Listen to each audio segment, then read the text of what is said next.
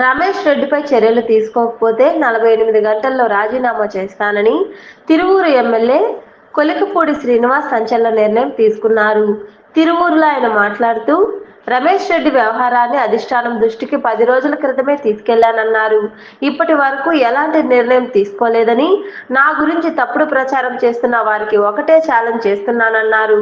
తిరువూరులో ఎక్కడైనా public debate పెట్టండి, వస్తా, తేదీ సమయం చెప్పండి అంటూ అలాంటివి జరుగుతున్నప్పుడు రాష్ట్రంలో దేశంలో ఎక్కడ జరిగినా నేను స్పందిస్తా.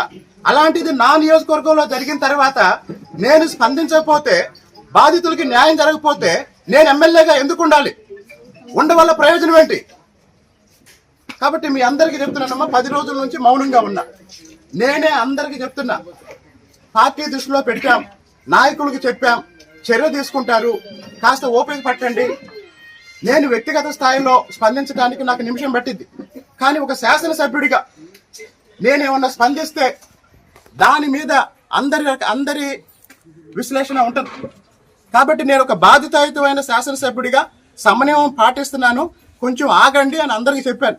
ఇంత దారుణం చేసిన రమేష్ రెడ్డి మీద పార్టీ నాయకత్వం చర్యలు తీసుకోకపోతే 48 గంటల తర్వాత నేను రాజీనామా చేస్తాను.